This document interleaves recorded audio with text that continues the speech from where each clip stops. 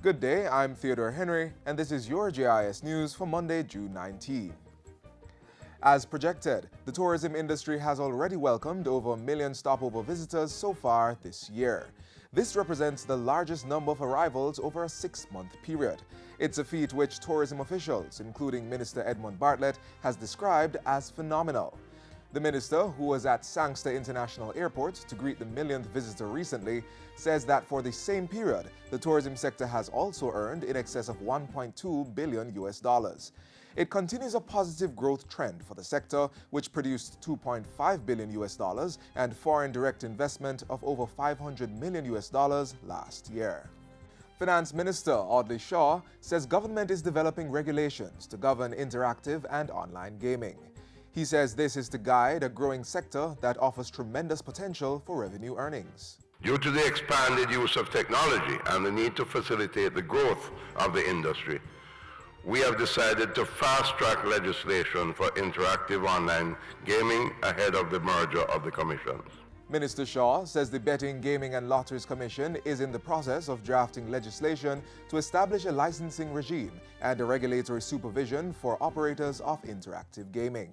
This will ensure that the government can properly regulate this industry and implement measures to prevent money laundering, very key, and the financing of criminal and illicit activities. The finance minister was delivering the keynote address at the opening of a 2-day Caribbean gaming show and summit held in Montego Bay recently. Health Minister Dr. Christopher Tufton says a public-private partnership proposal is being examined to provide housing for healthcare professionals. Dr. Tufton says such an arrangement will require the injection of funds from an investor to build the accommodations. And we hold in a unique instrument the facility for an extended period until the cost of the investor is recovered, and then take back the facility over time. But that facility would be built within a reasonable time and be allowed to given to the healthcare professionals who need access. The health minister says he will begin examination of the proposal in the coming weeks. Dr. Tufton was speaking with GIS News on Friday ahead of a tour at the Princess Margaret Hospital in Morant Bay, St. Thomas. He promised to examine the hospital's need for more newborn incubators as well as the reasons for the delay in completing the expansion of the accident and emergency building. The flash flood watch in effect for western parishes has been lifted. The Meteorological Service of Jamaica discontinued the warning for Clarendon, Manchester, St. Elizabeth and Westmoreland at 5 a.m. this morning. This follows significant reduction in rainfall across the island.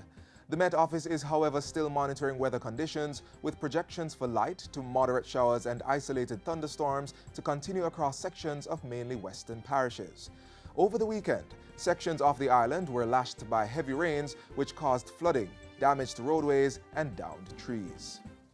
Grand Gala returns to the National Stadium this Independence Day, August 6. It's among the many activities planned for Jamaica's 55 celebrations. At the recent unveiling of the 2017 calendar of events, Culture Minister Olivia Grange said they were an unapologetic celebration of Jamaica's many achievements. We have followed a path of nation building, forging ahead with several infrastructure developments.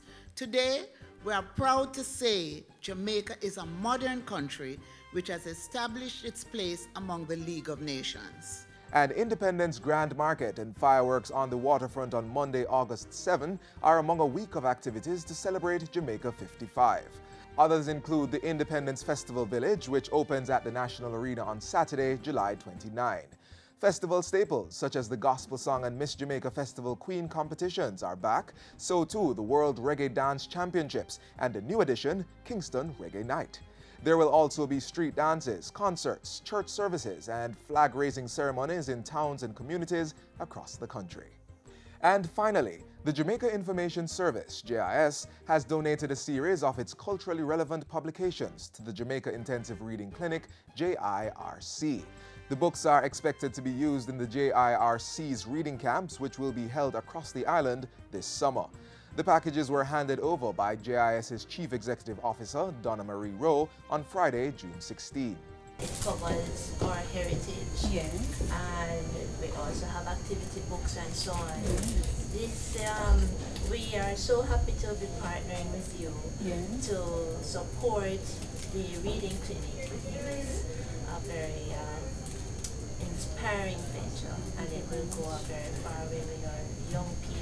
JIRC's Executive Director, Santana Morris, expressed gratitude for the donation, saying the nature of the material was in line with the organization's thrust to promote reading through the use of texts and stories highlighting Jamaican culture and heritage. The JIRC summer reading camps will cater to 1,500 children aged 6 to 17 who are struggling with mastery of literacy. The camps will be held at 18 locations across the 14 parishes from July 24 to 28. And that's it for JIS News Today. I'm Theodore Henry. Thanks for watching.